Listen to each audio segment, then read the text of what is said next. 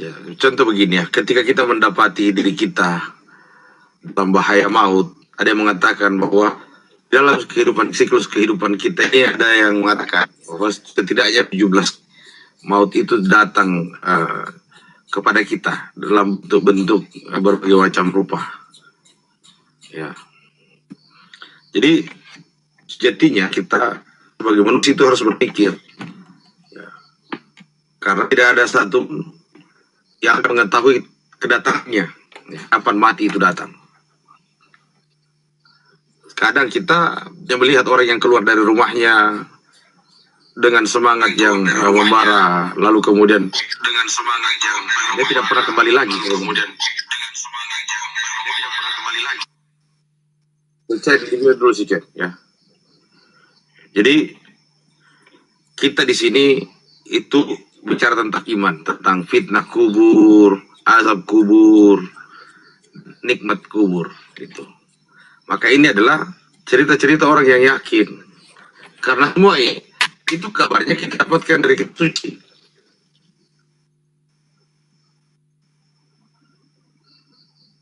Ya silakan kalau ada yang mau tambahkan.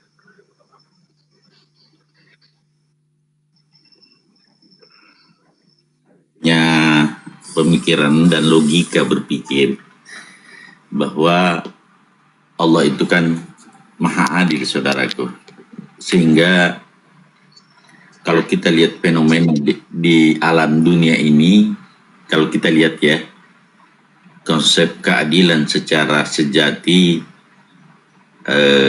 kadang kita tidak temukan, Pandi. Maka kalau kita tidak temukan keadilan secara aktual dalam konsep bahwa kadang kan yang salah dibenarkan, yang benar disalahkan, terjadi seperti itu. Nah, kalau konsep seperti ini bahwa di dunia ini sudah berakhir semuanya, maka celakalah orang-orang yang seperti itu. Ada orang dilahirkan dengan kaya raya, ganteng, tapi ada juga dilahirkan, diciptakan oleh Allah dengan berkekurangan dan sedikit tidak ganteng. Nah, ini semua adalah dalam konsep kita sebagai muslim adalah ujian buat setiap insan itu. Mampu tidak menerima segala yang ada? Mampu tidak menerima apa yang diterima, apa yang diberikan kepadanya? Sehingga kalau mampu untuk menerima itu, alhamdulillah. Tetapi kan dalam pola pikirnya, kenapa saya diciptakan seperti ini, kan seperti itu. Maka jawabannya adalah ada keadilan, ada satu keadilan setelah dunia ini, ada satu pengadilan yang tidak pernah lagi akan diintervensi mana benar mana salah, tetapi yang hak tetap hak, yang batil tetap batil. Itulah pengadilan sejati, pengadilan Allah Subhanahu wa Ta'ala. Maka keadilan yang pasti kalau kita dunia ini tidak pernah kita dapatkan.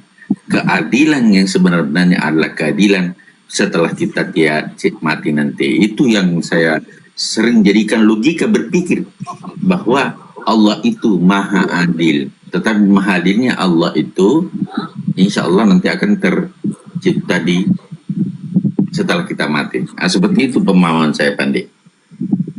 Begini ya, saya merespon Pak Dokter ya. Begini ya Pak Dokter ya. Kalau di mata saya, ini di mata saya dan di pandangan saya ya, bukankah kita ini mempunyai waktu yang sama?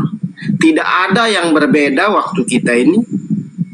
Yang kedua, bukankah kita juga menghirup udara yang sama? Itu? Ini cukup sudah saya pikir ketika begini. Tapi kalau masalah cacat dalam proses lahirnya bayi, itu kesalahan orang tua. Versi saya ya. Kenapa saya katakan itu kesalahan orang tua? Sistem memang punya sama sistem, tapi yang mempengaruhi yang di dalam itu adalah perilaku manusia itu sendiri, atau bapak dan mama itu sendiri. Nggak ada hubungannya dengan Tuhan menurut saya. Nggak ada. Tapi murni kesalahan orang tua. Nggak percaya? Saya pikir Pak Rahman jagonya lah, nggak perlu saya jelaskan panjang lebar terkait itu, kan beliau ininya tuh. Embrio itu kan banyak yang mempengaruhi kenapa dia tidak bisa tumbuh berkembang secara sempurna toh. Iya kan Pak Dokter? Apakah saya salah bicara ini? Siap. Silakan. Iya, memang begitu kenyataan dan faktanya. Jadi jangan pernah salahkan Tuhan, salahmu sendiri.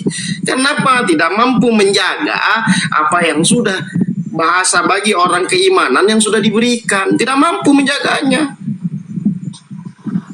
Makanya terjadi itu apa ya, karena perbuatanmu sendiri, cocok itu sesuai ceritanya atau sesuai informasi yang disampaikan.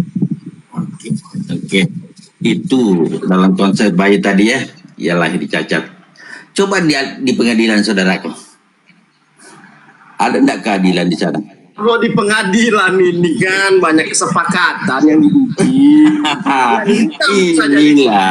Yang putih bisa jadi hitam. Nah, itu maksud saya, keadilan versi Allah dan keadilan versi manusia di sini perbedaannya saudaraku. Kiraman katibina ya'lamuna ma taf'alun. Kalau sudah rakib dan atid yang mencatat itu, nanti tidak ada lagi kesalahan dan catatannya. Bahwa wali duit tanggal sekian kau di mana saudaraku? Nah, akui tidak. Ini akan diperlihatkan semua. Disitulah pengadilan tertinggi. Wali duit. Begini Pak. Begitu pemahaman saya. Ya, silakan. Saya respon lagi. Catatan yang paling nyata itu ada di kepala-kepalanya orang, ada di dada-dadanya orang. Itu yang paling nyata. Bagaimana kelakuan saya di TikTok ini tercatat di kepalanya Bang Andi, tercatat di kepalanya Bang Rahman. Itu yang nyata. Berupa apa? Berupa ingatan. Itu fakta dan kenyataannya, nggak bisa dibantah itu. Jadi catatan itu ada di mana?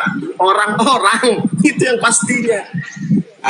Kalau berdasarkan iman, ya kalau berdasarkan iman seperti apa yang dijelaskan sama Pak Rahman.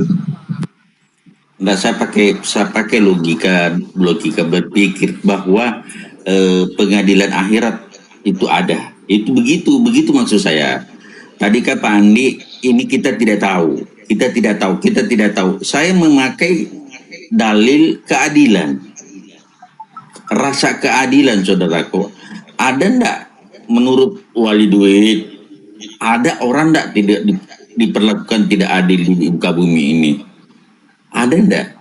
Palestina contoh, dibombardir sampai habis rata tanah. Apakah itu keadilan bagi manusia? Ini seperti ini, apa tidak ada? Seperti itu, saudaraku. Pak Rahman gini ya. Itulah yang dikatakan sebagai sangkaan-sangkaan dan dugaan-dugaan manusia. Oh Allah nggak adil. Oh ini itu sangkaan-sangkaannya saja, dugaan-dugaannya saja. Bukan begini, bukan Allah tidak adil, saudaraku. Keadilan Allah nanti akan diperlihatkan pada saat nanti ke penghakiman terakhir. Di situ baru keadilan sesungguhnya. Kalau sekarang ini berbuatlah neraka buat memang neraka buat orang mukmin, surga untuk orang-orang kafir. Kan begitu dalilnya. Artinya apa? Berbuatlah semaumu, tetapi ingat ada hari di mana Anda akan mendapat jawaban dari apa yang Anda perbuat. Kan begitu saudaraku. Tapi buat saya ini Pak ya, saya juga beriman ya kan. Saya itu beriman. Ya, ini ya. Tapi dunia ini surga buat saya. Buat saya ya, dunia ini surga buat saya. Ini surga yang nyata bagi saya hari ini adalah dunia ini. Alhamdulillah. Boleh. Kalau kenyataan akhirat di dalamnya kamu bisa menjamin bahwa kamu tidak menindas orang lain. dalam narasi, dalam ucapan, dalam tindakan. Korban aku hari ini karena belum ada yang kelihatan pintar gitu, belum ada.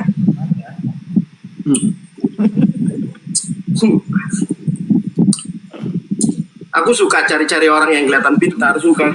Saya tidak pernah meragukan keadilan Allah dalam konsep bahwa janjinya wa min dabbatin fil ardi illa 'alallahi rizquha. Tidak ada satu binatang atau makhluk di bumi Allah ini tidak diberikan rezeki. Itu sudah Allah janji. Tetapi kan banyak juga janji-janji Allah yang lain. Artinya ini kita harus pakai referensi dalam Al-Qur'an. Jadi bahwa orang-orang yang misalnya contoh, barang siapa yang berbuat baik sebesar biji sarah, dia akan melihat kebaikannya. Barang siapa berbuat buruk sebesar biji sarah, dia juga akan melihat keburukannya.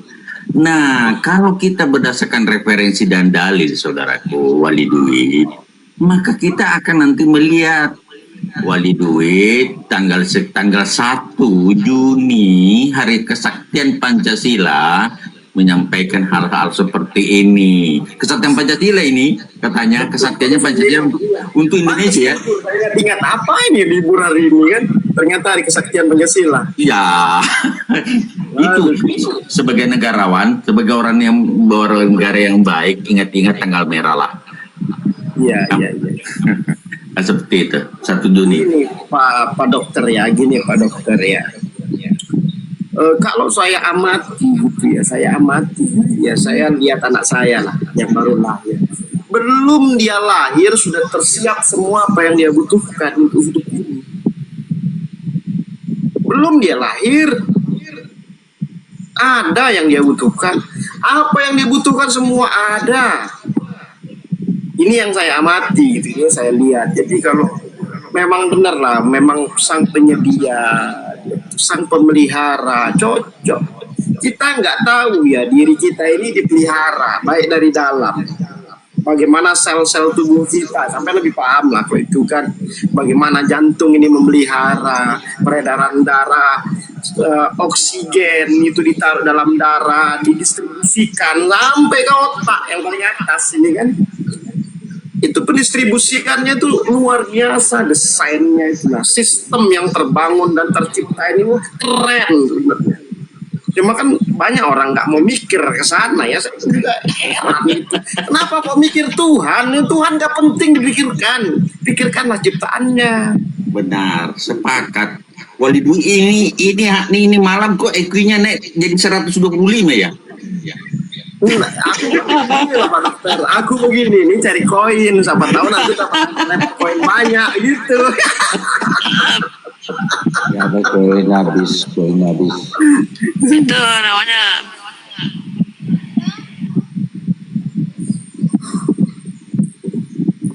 Nah, kan? Assalamualaikum warahmatullahi wabarakatuh. Waalaikumsalam warahmatullahi wabarakatuh. Waalaikumsalam warahmatullahi wabarakatuh. Saya dari Bali Pandi, sama yang ada di Komal di sini gitu ya. Saya minta minta ilmunya lu saya sedikit. Bagaimana menyempurnakan sholat kita? Saya ingin tanya. Biar tahu saja soal masalahnya, saya tuh kurang begitu Pak. Bagaimana caranya menyempurnakan sholat? Masya Allah, tabarakallah. Jadi Saya jawab kan? Sebentar aja. silakan. Bagaimana cara menyempurnakan sholat? Yaitu dengan cara tumaknina. Nah, beres sudah. Cukup itu. Karena di tumaknina itu hak dan kewajiban setiap bacaan dan setiap gerakan itu di tumaknina rahasianya. Makanya untuk menyempurnakan sholat yaitu dengan cara apa? Dengan cara tumaknina. Ya, tumanina itu apa? Jelaskan tumanina itu apa? Aku nggak mau jelaskan, aku nggak mau. Ini rahasia sedikit. Saya sedikit jelaskan wali duit. Saya jelaskan rinduku paham rukun kan rukun tadi sudah dijelaskan oleh Pak Kiai. Kiai Andi Mapasomba bahwa mulai dari niat sampai salam dan dilakukan secara tertib, Kemudian tumak nina berhenti sejenak antara ruku pas berdiri kembali, ada waktu sejenak untuk konektivitas dengan Allah Subhanahu wa Ta'ala. Itu yang dimaksud wali duit itu tadi. Bagaimana bisa tersambung dengan Allah Subhanahu wa Ta'ala. Itu maksudnya tumak nina, bukan berhenti sejenak dalam artian hanya gerakan, tetapi disitulah puncak konektivitas. Nah, makanya ada ayat mengatakan merenung sejenak lebih mulia dari 1000 rakaat salat sunnah. Itulah makna tumak nina.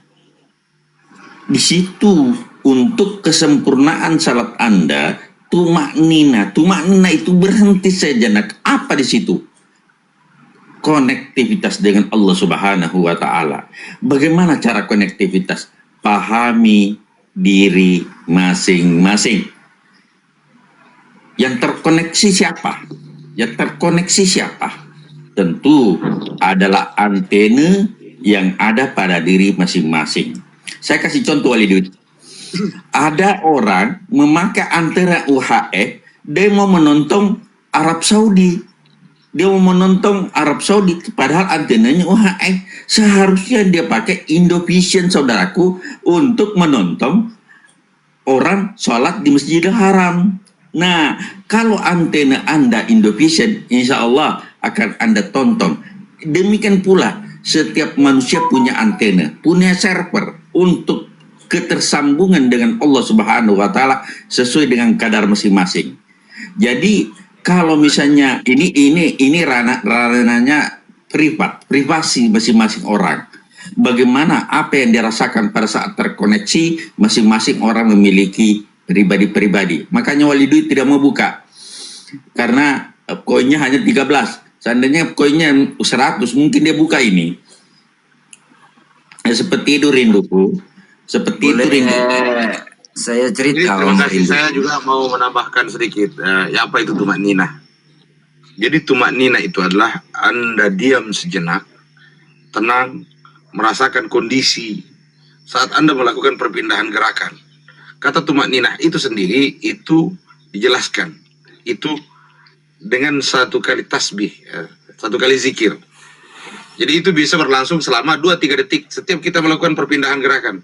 Allahu Akbar. Kita diam dulu 2-3 detik. Sampai segalanya menjadi tenang, lalu kita maju membaca segala sesuatu. Selesai kita membaca segala sesuatu, kita diam sejenak dulu. Kemudian pindah lagi. Allahu Akbar. Kita diam lagi sejenak, setelah membaca selesai saja. Misalnya begini, Subhana Rabbil Azim wa bihamdihi, Subhana Rabbil Azim wa bihamdihi, Subhana Rabbil Azim wa bihamdihi. Jangan langsung angkat, tetapi kita diam sejenak, merasakan tentang keagungan itu, kemudian kita angkat. Sami Allahu liman hamidah. Lalu diam sejenak. Ya, kemudian tumanina. Itu 2-3 detik, kemudian kita ucapkan Rabbana walakal hamd. Bisa juga dilakukan hamdan kasiran thayyiban barakan fi. Kemudian kita sejenak, tumanina dulu. Kemudian kita sujud. Allahu Akbar. Jadi itu tumanina. Jadi tumanina itu adalah satu gerakan nafas atau 1 kali bacaan tasbih. Ya, apa itu? Ya. Jadi itu berlangsung selama 3 atau 4 detik. Di dalam setiap kita melakukan perpindahan gerakan. Ya, supaya apa? Sholat itu tidak seperti kita sedang mematuk ayam. Ayam itu sedang mematuk makanan.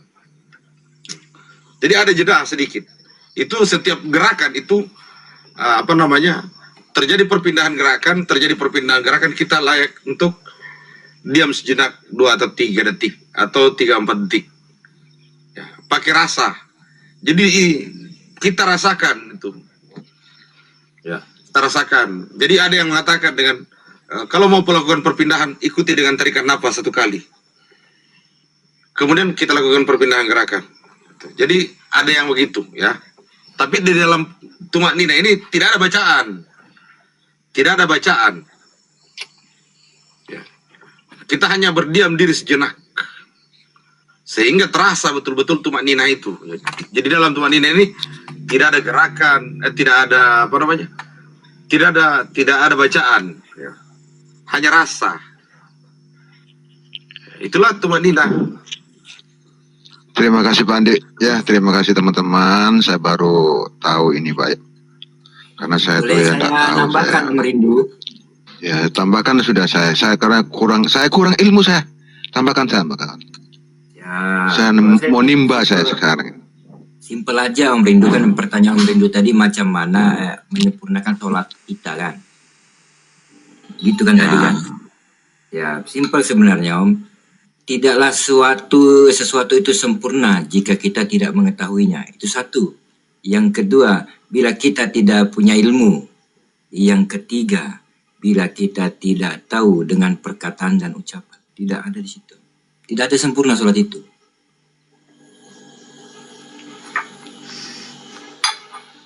Kalau begini bahaya. Berarti sholatku nggak sempurna karena aku tahu baca aja. Nggak tahu karena aku bukan orang Arab. Jadi, aduh, nggak sempurna sholatku ini. Kalau begitu kata. Jangan, nanti sempurna, nanti saya tambah koin, nanti sempurna nanti. Santai. Enggak lu, saya mau tanya lagi ya. Yang enggak disebut sempurna itu bagaimana? Yang bagaimana? Yang Begini Om, yang dari mohon situ. maaf Om ya, ini yang saya ceritakan. Sempurnanya sholat itu kita yang menentukan. Yang tidak sempurna menurut pemahaman saya. Fokusnya sholat dalam beribadah itu. Sebentar. Kata sempurna itu tidak sama untuk setiap orang. Karena Allah Subhanahu wa taala tidak membebani kita berdasarkan sesuatu yang kita tidak sanggup. Yang ada adalah bahwa di dalam melaksanakan sholat itu ada 2 kata yang penting. Khusyuk wal hudu. Karena tumak nina itu bagian dari khusyuk. Maka khusyuk di sini artinya adalah tunduk dan berpasrah diri. Kata tumak nina itu kemudian disempurnakan di situ. Ada kesadaran di situ. Jadi dalam tumak nina tidak ada bacaan, tetapi ada gerakan dan rasa. Sami Allahu liman hamidah. Coba bayangkan Bang ya. Saat kita mengatakan begini, Sami Allahu liman hamidah. Kemudian tiba-tiba di dalam lintasan pikiran kita sadari, oh Allah sedang melihat kepada siapa yang memujinya. Maka aku memuji dia. Itu tumak ninahnya itu. Allah melihat kepada siapa yang memujinya. Anda diam 2-3 detik. Lalu Anda akan membaca, Rabbana walakal hamd. Ya, sesungguhnya dia Tuhanku dan aku memujinya. Karena di situ kita merasa sedang dilihat oleh Allah Subhanahu wa taala sesuai dengan ucapan kita. Sami Allahu liman hamidah. Allah melihat kepada siapa yang memujinya. Dan kita diam sejenak sampai lurus ke punggung. Itu namanya i'tidal ya. I'tidal. Kemudian kita lihat, kita rasakan. Begitu kita tahu bahwa Allah sedang melihat kita sedang memujinya, maka jatuhlah kita tersungkur. Allahu Akbar. Lalu kita membaca. Ya. Begitu kita sujud, kita diam sejenak. Tarik nafas, kemudian Subhana rabbil ala wa bihamdi, subhana rabbil ala wa bihamdi, subhana rabbil ala wa bihamdi. Jangan langsung naik. Tapi rasakan dulu. Subhana rabbil ala wa bihamdi. Maksudnya itu yang kemat tinggi, yang kemat terpuji. Diam sejenak. Tarik nafas, kemudian Allahu Akbar. Jadi satu tarikan nafas itulah yang memungkinkan kita untuk bisa tumak nina. Ya, jadi itu sejatinya memang membutuhkan latihan juga karena ini adat bagian dari thariqah ya, berbeda-beda. Ya, kata tumak nina itu sendiri itu ada beberapa elemen. Ya, ada yang memakai napas keluar, ada yang memakai napas ke dalam. Ya tergantung kita. Ya. Jadi ada yang membuang napasnya baru dia bisa merasakan ketenangan. Allahu Akbar. Tapi kalau saya secara pribadi, ini yang saya lakukan. Saat tumak nina saya menarik napas sejenak. Mendiamkannya di dalam, napas itu menahan 2-3 detik. Kemudian saya keluarkan. Dengan bacaan Subhana rabbil ala wa bihamdihi. Jadi itu terkait dengan metode. Itu metode saja. Ya. Tapi ada banyak perkataan metode, begini, banyak host. barang siapa yang bisa mengatur hidupnya dengan apalagi mengatur nafasnya, dia akan mati dalam keadaan sesak. Jadi jangan pernah mengatur itu nafas, biarkan dia berjalan dengan sendirinya. Itu songko itu Ya, coba kalau Anda Hari ini request aku kok diminta jadi ustadz hari ini, enggak apa-apa lah. Terima kasih Osias. Bentar, Terima Bang, kasih Bang. Osias sudah kasih saya ada Ya, paparan-paparan itu karena saya tuh. Ya, kalau itu baru level itu gini ya, tumak nina itu yang paling mudah kita lakukan. Yang paling mudah itu. Untuk di atasnya lagi itu kita memahami apa yang kita baca. Setiap bacaan-bacaan yang kita baca, kita tahu apa sih yang kita ucapkan ketika sholat itu. Kan gitu. Itu yang saya tunggu tadi itu. Kenapa? Sabar. Nah, kita harus bertahap. Kita sama siapa kita bicara, kan gitu ya. Jadi memang untuk pada umumnya gini ya, untuk pada umumnya itu ya tumak nina lah sebagai langkah awal, karena tidak semua orang itu tahu apa yang dibaca. Tapi kalau tumak nina semua orang bisa lakukan. Semua orang bisa Wali lakukan. Duit. Sebentar Wali Duit. Kamu mengatakan bahwa kita bicara berdasarkan kapasitas orang. Bang Rinduku ini itu dengan segenap ketinggian hatinya mengatakan, saya orang Bali, saya ingin belajar. Oleh karena itu, cara termudah yang paling kita lakukan adalah ya, mengajarkan tentang gerakan-gerakan itu. Maksudnya tumak nina itu adalah kita Makanya saya bilang yang abang ceritakan ini adalah bagaimana bisa Tumak nina khusyuk. itu menyatukan hati, pikiran, dan gerak. Itu. Itu khusyuk. Jadi ketika kita khusyuk membaca pada waktu sholat, tunggu. Bedakan Jadi khusyuk pada dengan waktu- tumak nina. Tidak. Jadi ketika waktu kita mengerjakan ini, Abang Rindu, waktu kita sholat, itu pikiran menuju pada ayat saja yang kita baca, tidak usah mengatur-ngatur nafas, jangan. Karena barang siapa yang mengatur semua yang Allah sudah atur, Mana dalilnya? kamu akan tidak bisa. Betul, tidak ada dalilnya, tetapi Anda merasa lebih hebat daripada Allah. Begini Bang Andi, kalau untuk membantah yang satu ekor ini gampang sekali. Apa? Saya bantah itu saya bantah itu. Fungsi manusia di muka bumi ini sebagai apa? Sebagai khalifah. Paham nggak kamu khalifah itu apa? Mengatur. Mengelola atau mengatur. Gimana sih, nggak boleh diatur? Parah loh. Mana sih? Aduh.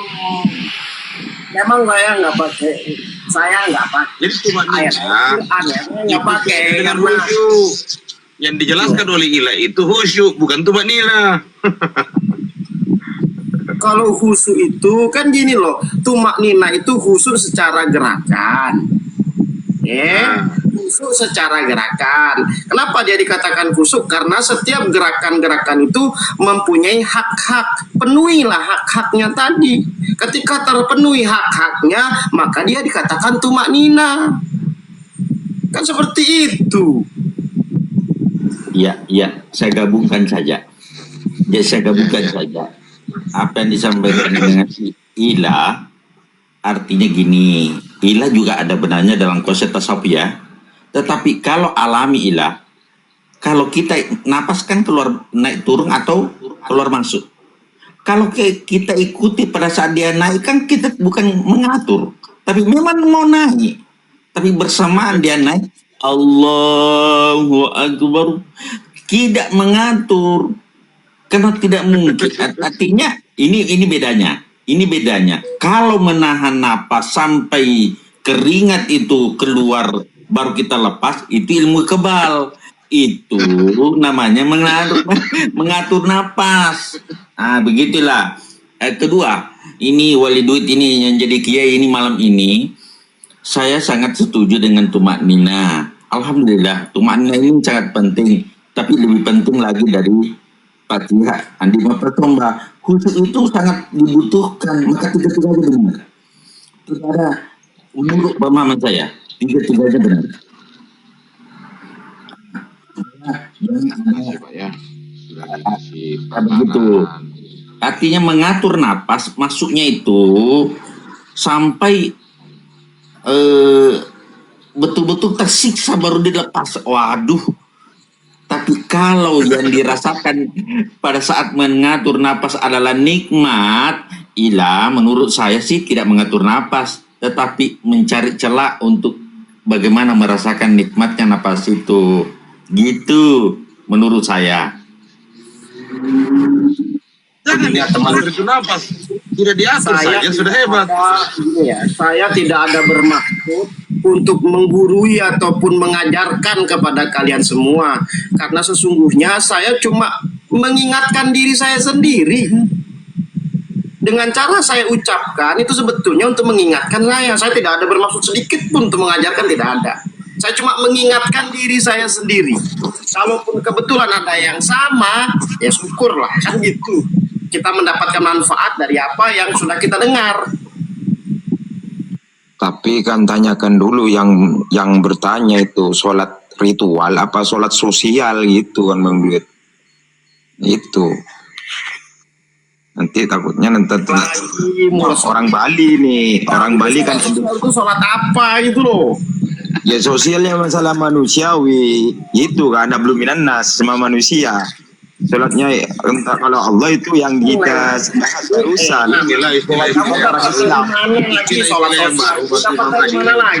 Jadi begini, tidak ada istilah sholat sosial. Tidak ada pembagian dalam Islam itu namanya sholat sosial, nggak ada. Yang ada itu ibadah sosial. Saling menghormati, saling mencintai itu dinamakan sholat juga. Ucapan adalah sholat. Toleransi. Iya itu bahasanya sholat sosial juga dinamakan sholat. Jadi begini, maaf. Jadi begini, ini itu bukan sholat. Saya lagi bicara ini bukan sholat. Sholat itu adalah sesuatu yang dimulai dari niat dan diakhiri dengan salam. Di dalamnya ada rukun-rukun. Maka ini itu adalah bagian dari ibadah. Saya bicara ini bagian dari ibadah, tapi bukan sholat. Iya Bang, paham Bang. Tapi ini negara Indonesia, semuanya agama itu dihargai loh. Takutnya nanti ada yang salah paham gitu. Orang Islam kan merangkul semuanya gitu kan. Tuh tidak membenci. Orang Islam tidak merangkul semuanya. Orang Islam itu memerangi. Yang merangkul semuanya itu adalah negara. Tidak Bang, yang memerangi itu fanatik agama, bukan orang beragama. Orang Islam ya, Islam artinya selamat kok. Kok Sebentar ya. Kamu jangan sebarkan propaganda ya, Os ya. Islam itu memerangi betul. Apa yang diperangi? Kebodohan. Itu yang diperangi Islam. Jangan macam-macam. Oh, ini parah lagi. Bukan memerangi orang. Memerangi kebodohan. Ingat baik-baik. Ya benar, makanya kita disuruh memerangi itu. Kebodohan yang diperangi. Ya terima kasih Baru aku teman-teman sebut. ada di teman-teman di sini di Komel ya, karena sudah kasih di paparan penjelasan itu saya lebih mantap sudah saya masuk di sini gitu ya, karena saya orang tidak tahu gitu ya. Justru itu saya menimba ilmu di sini juga sama Pak Kiai juga gitu ya. Ya gitu. Terima kasih. Ya Bang. Ya Bang. Sama-sama Bang. Ya sama-sama. Jadi begitu ya. Jadi dalam Islam itu khususnya sholat itu memang ada perkara-perkara. Jadi tidak semua hal yang dilakukan itu adalah sholat. Tidak. Sholat itu adalah nyata. Perkara yang dimulai dari niat kemudian bertakbir dan diakhiri dengan salam. Ya ada waktu dan tempatnya. Dimulai Sholat dari kalian takbir salam, diakhiri salam. Ya rukunnya itu. Jadi sholat itu ada waktunya. Kita tidak bisa laksanakan sholat subuh di saat duhur. Tidak bisa laksanakan sholat asar di saat malam gitu. Jadi ada waktu dan tempatnya. Jadi itulah yang disebut dengan sholat. Ya makanya saya tadi itu membagi pengertian sholat berdasarkan 3 paham tadi itu, khususnya kepada teman-teman ya. Karena Sholat itu kan ibadah gitu. Senyum adalah ibadah kok. Itu sebagian dari sholat juga. Sholat bukan ibadah. senyum itu adalah ibadah, tapi senyum itu bukan sholat. Enggak, sholat itu bukan ibadah. Oh, sholat ibadah. Gimana sih? Sholat kan sebagian dari ibadah, bukan sholat ibadah, bukan sebagian dari ibadah. Senyum ya ibadah itu. Sholat itu bukan ibadah, sholat itu kata kaca. Sholat ada ibadah. Iya. Seperti Mbak Ilahi dengan Wali Duit sama-sama manusia. Bedanya ya beda wanita. Kalau Ilahi, kalau Bang Wali ya laki gitu. Samanya ya sama manusia. Itu sama ciptaannya Jadi ibadah itu ada 2, ada ibadah mahdah dan ada ghairu mahdah. Maka sholat itu adalah salah satu bentuk ibadah ritual, mahdah namanya. Karena sudah ditentukan waktu dan tempatnya itu. Supaya apa? Bayangkan dirimu sedang mandi 5 kali dalam sehari semaran. Betapa bersihnya itu dirimu. Jadi alangkah indahnya itu Islam menggambarkan itu. Jadi minimal 5 kali sehari semalam Anda sholat. Apa itu sholat? Di situ Anda mengingat Allah, Anda berdoa. Jadi di dalam sholat itu ada banyak perkara-perkara. Di situ Anda belajar, di situ Anda berzikir, di situ Anda berfikir, di situ Anda bertadabbur. Jadi banyak perkara-perkara yang kita lakukan dalam sholat ya. Sehingga sholat ini penting supaya bisa khusyuk. Kita tahu apa yang kita baca. Masa sudah 1 tahun tidak belajar, dikasih gratis umur 20 tahun, 30 tahun. Nah sementara itu coba bayangkan ya. Coba 13 rukun, 13 jenis bacaan. Dan setiap perpindahan itu hanya diikuti dengan takbir. Coba bayangkan, masa 13 minggu tidak hafal-hafal. Coba baca 1 minggu setiap gerakan. 1 minggu masa tidak hafal-hafal. Berarti kalau tidak bisa memang tidak mau. Bukannya kita tidak bisa, tidak mau. Jadi bacaannya memang udah, saya tidak tahu apa yang saya bacakan. Betapa malasnya dirimu. Salahkan dirimu, betapa malasnya dirimu untuk tidak memahami apa yang kau baca. Sholat 40 tahun tidak tahu artinya apa yang dibaca. Sia-sia kah? Tidak juga. Tetapi salatnya sah. Tapi kadarnya itu mungkin kadar 27. Jadi mungkin cuma 8 karat, bukan 24 karat kan gitu. Wali Duit. Makanya tidak ada alasan untuk kita tidak tahu apa yang kita baca. Selagi kita mau belajar. Iya. Tidak ada alasan kita tidak tahu apa yang kita baca. Ya kalau bicara Islam itu sholat nomor 2, 1 syahadat gitu. Harus pahami dulu syahadatnya, baru kita sholat itu. Jadi tidak ada alasan bagi kita untuk tidak tahu apa itu bacaan sholat yang saya baca. Kau tidak tahu karena kau tidak mau belajar. Inna sholati wa nuski wa mahyaya wa mamati lirabbil alamin.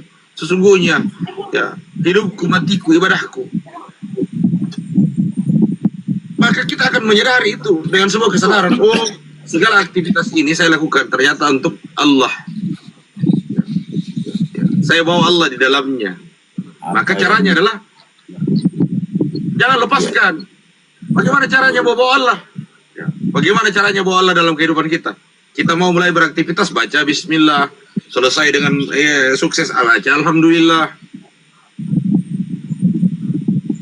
Jadi Islam itu memang sejatinya untuk memerangi.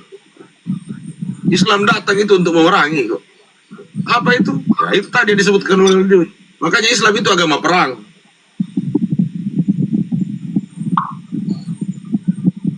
Memerangi kebodohan. Ya. Benar Pandit.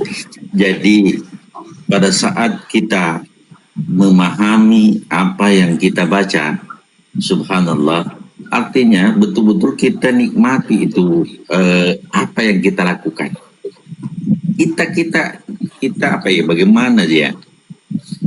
Allahu Akbar, betul-betul apa ya? Ada nikmatnya di dalam, saudaraku. Ya, ada Coba Ada kita nikmati nih. Bismillahirrahmanirrahim. Alhamdulillahi Rabbil Alamin. Coba bayangkan dengan kita ikut segala puji bagi Allah Tuhan Al-Ta'ala. Ar-Rahmanir Rahim, yang maha pengasih lagi maha penyayang. Maliki Yaumiddin, yang menguasai hari pembalasan. Coba bayangkan kita bawa itu, kita bayangkan bahwa Allah itu adalah yang menguasai hari pembalasan. Ihdinas siratal mustaqim, tunjukilah kami jalan yang lurus. Iya kan Abu dulu. Iya kan.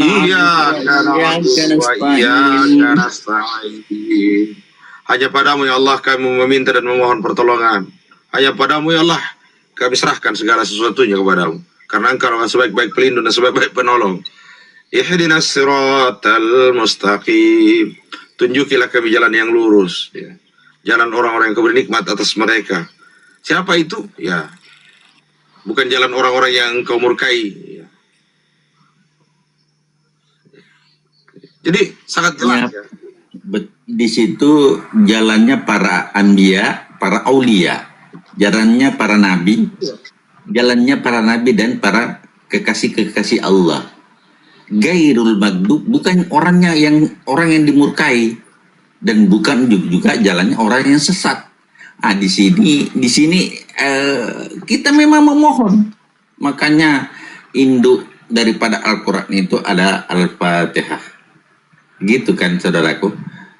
Artinya inilah ayat yang diulang-ulang. Kalau membacanya dengan penuh khusyuk dalam hati, insya Allah kita merasakan masing-masing persoalan kali ya, dengan cara artinya merasakan hal yang berbeda. Silakan dengan bolehkah kita jadi pertanyaan dia, bolehkah kita sambil mengartikan, Ustaz? Memang sambil kita mengartikannya. Oleh karena itu butuh tumanina. Itu ada butuh khusyuk di dalamnya. Ihdinas siratal mustaqim. Saat kita mengambil nafas, tunjukilah kami jalan yang lurus. Ya. Boleh, tapi sekali lagi tidak boleh dilafazkan. Itu hanya terbetik di hati. Ya. Karena hati itu dia akan mengantar ke akal. Jadi apa namanya?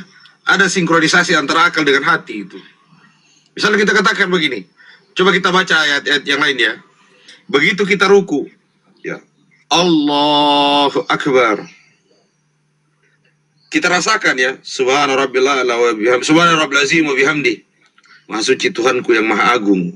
Di mana letak keagungan Tuhan? Ya, sesuatu yang kita diskusikan, misalnya begini, apa keagungan Tuhan? Keagungan Tuhan terletak pada ciptaannya. Maka saat kita mengatakan maha suci Tuhanku yang maha agung, kita lihat keagungannya. Disitulah esensinya, kita mengenal Allah Subhanahu wa Ta'ala dengan keagungannya. Karena tidak mungkin kita bilang maha suci Tuhanku yang maha agung kalau kita tidak tahu keagungan Tuhan itu di mana. Maka kata itu bisa menjadi senjata makan Tuhan. Letak keagungan Tuhan di mana? Letak ketinggian Tuhan di sana di mana? Letak kebesaran Tuhan di mana? Di mana letak kehormatan dan kemuliaan Tuhan? Begitu juga saat kita membaca tahiyat. At-tahiyatul mubarakatus salawat. Sesungguhnya ya, kehormatan kemuliaan itu hanya milik Allah Subhanahu wa Ta'ala. Tentu kita akan merasakan apa kehormatan dan kemuliaan yang saya miliki, dan semuanya punya Allah. Ya. Jadi itulah esensinya kenapa kita bisa menikmati di dalam sholat itu. Kalau kita sudah bisa menikmati sholat itu, maka kita akan selalu rindu untuk melaksanakan sholat. Ya. Dan sejatinya kalau kita memang tidak bisa menikmati ya apa namanya keagungannya dan kemuliaannya, maka sulit kita untuk melaksanakan ketaatan itu. Terlebih diperparah lagi, ya kita melakukan perkara dosa dan maksiat yang menghalangi kita dari ketaatan. Maka sejatinya memang akan malas orang melaksanakan sholat itu. Karena sholat itu adalah pekerjaan yang berat. Bukan perkara ringan itu sholat. Makanya karena orang menganggap remeh, maka dia dianggap ringan. Padahal sejatinya sholat itu adalah perkara yang berat. Berat dari segi hisab, berat dari karena menyita waktu. Jadi itu adalah perkara yang berat, bukan perkara ringan itu sholat.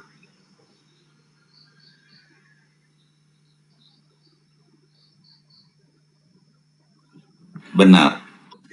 Karena musuh-musuh kita yang tidak nampak itu mencegah kita untuk sholat. Pasti itu. Sehingga apa? Iya. Bagaimana kita bisa mengendalikan nafsu itu?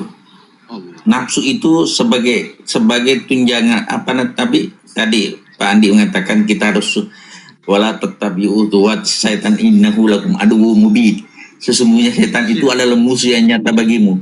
Jadi ini musuh kita sebenarnya. Nah, yang ditunggangi kita adalah nafsu. Maka pada saat kita memperturutkan nafsu sudah, wabillahi taufiq wal hidayah, selesai sudah. Makanya ya Pak Andi bilang kita harus perang. Memang dalam konteks menjalankan sholat saja harus perang melawan hawa nafsu. Jadi di dalam dikatakan ya surah Al-Baqarah 45 illa lil khashiin. Hanya bagi orang-orang yang khusyuk, maka salat itu bisa menjadi ringan.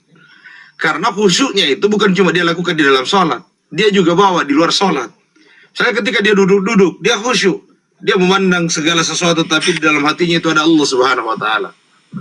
Dia melihat perkara-perkara yang besar. Dia bawa Allah dalam hatinya. Maka lidahnya itu akan mau bikin ribut ya. Gini ya, coba. Yang dikatakan nafsu itu apa sih? Di manakah letaknya nafsu itu? Coba. mudah sekali jawabannya, nggak bisa bikin ribut itu kalau cuma di sini. Wah, siapa? Nafsu itu letaknya dalam banyak loh orang bicara nafsu, tapi nggak tahu gitu loh. Nggak tahu.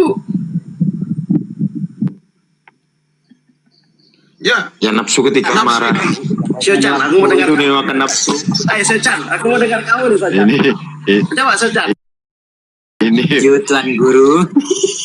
Aku mau dengar kamu ini, coba. Aku mau dengar kamu ini. Sedikit harus pakai ayat gitu kan.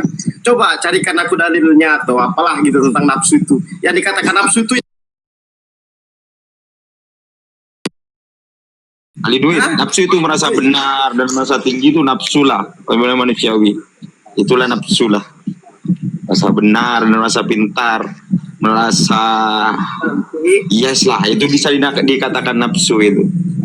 ya, coba nanti kita kaitkan sama syariat. Puasa, sholat, zakat itu coba.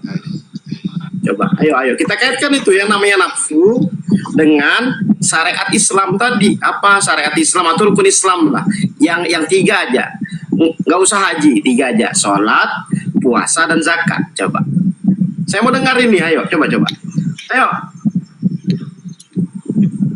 Ini aku pakai topi mereng kalau ini, jangan lurus kalau ini. Ayo ayo Pak dokter itu.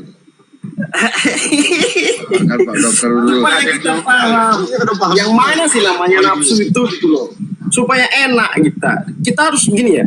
Ketika kita sebuah konsep, ini kan konsep realitanya gimana, kenyataannya gimana, apakah konsep ini sesuai dengan kenyataan atau tidak. Maka konsep ini akan menjadi batal dia kalau tidak bisa dia realisasikan atau tidak bisa dilakukan. Kalau bicara tentang nafsu, itu berkaitan dengan jiwa, kejiwaan, saudaraku. Kejiwaan itu ada 3 elemen. Yang pertama adalah akal, yang kedua adalah kalbu, yang ketiga adalah rasa. Apabila itu rasa kita perturutkan, misalnya rasa ingin memiliki seseorang dan Anda tidak tahu diri misalnya orang itu kaya, cantik dan sebagainya, Anda tidak tahu diri, maka rasa Anda menghancurkan, maka rasa itu sudah menjadi mendorong nafsu Anda untuk berbuat yang tidak benar. Yang kedua, hati kalbu, saudaraku. Kalbu itu kalau senantiasa berburuk sangka, senantiasa hasad, iri, dengki, dan sebagainya. Itu nafsu. Yang ketiga, pikiran. Pikiran yang tidak baik. Bagaimana memikirkan orang supaya misalnya mudah-mudahan dia miskin, mudah-mudahan. Itu makanya tiga komponen jiwa itu, wahai Walidu, di situ bersumber namanya nafsu dari jiwa itu, saudaraku. Jiwa itu. Makanya yang dipanggilkan ya ayyatuhan nafsul mutmainnah. Wahai jiwa-jiwa yang tenang. Kenapa bisa tenang? Karena adanya nur akal. Adanya nur akal. Silakan. Tap dulu teman-teman supaya kita bisa. Itulah saya kata di situ. Semua ini kalau tidak ada nafsu, di mana keinginan itu, perilaku itu. Nah, dikatakan nafsu ini yang bagaimana? Contoh ketika saya katakan abang wali duit itu egois, itu om wali duit. Nah, disitulah kata nafsu. Jadi kenapa bisa dikata nafsu? Karena inilah sesuatu perilaku dan perbuatan berlebihan. Maka kita bilang ini dengan nafsunya ini. Nah, disitulah muncul nafsu itu kita kata. Begini.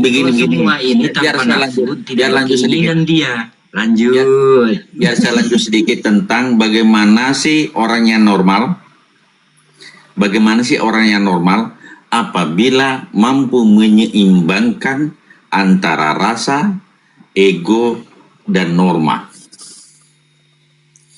Jadi kalau rasanya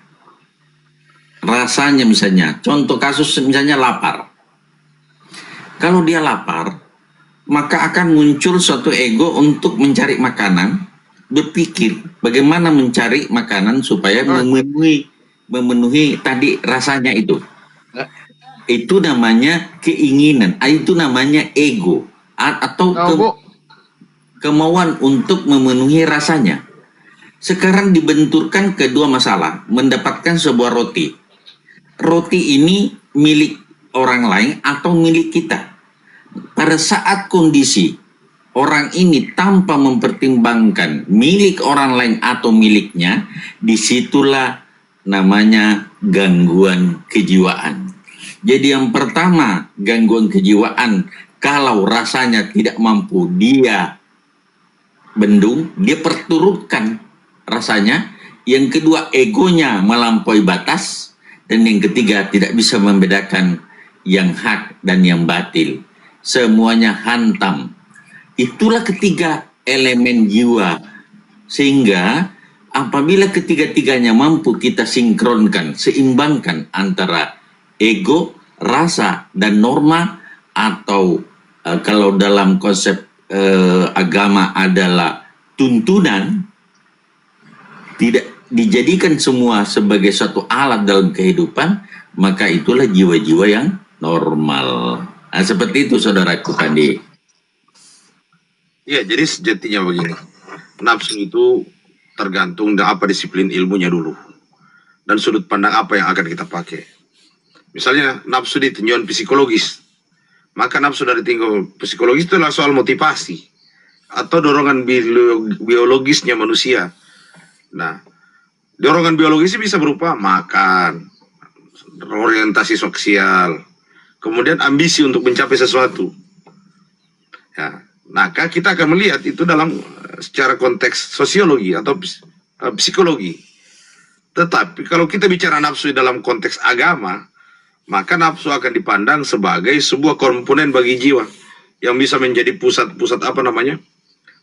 daripada potensi, emosi, syahwat, dan berbagai dorongan-dorongan libido. Misalnya tentang keinginan-keinginan itu sendiri. Maka di dalam agama, maka nafsu itu dibagi menjadi beberapa tingkatan. Ada yang disebut dengan nafsu amarah, yaitu nafsu yang dimana itu cenderung liar dia. Dia dikuasai oleh emosi dan mendorong manusia itu untuk selalu melakukan dosa dan keburukan. Maka kita tidak lagi memandang itu dari psikologi ya, tapi kita akan memandang nafsu itu dari segi efeknya dari segi dosa dan maksiat. Kemudian apa lagi? Ada nafsu yang disebut dengan nafsu lawamah. Apa itu? Apa namanya? Nafsu yang bisa dibedakan antara baik dan buruk. Ya. Tetapi nafsu lawamah ini masih sering melakukan kesalahan-kesalahan. Atau dia selalu menyesali jiwanya. Makanya ketika orang biasanya itu melakukan sesuatu kejahatan, dia menyesal. Nah, maka dalam proses ini dia akan berusaha untuk memperbaikinya. Sehingga nafsu itu naik kelasnya di nafsu mutmainnah. Apa itu? Ya, di mana manusia itu sudah merasakan kedamaian, ketenangan dan ridho terhadap Allah Subhanahu wa taala. Ya. Saya kira begitu itu Pak Rahman.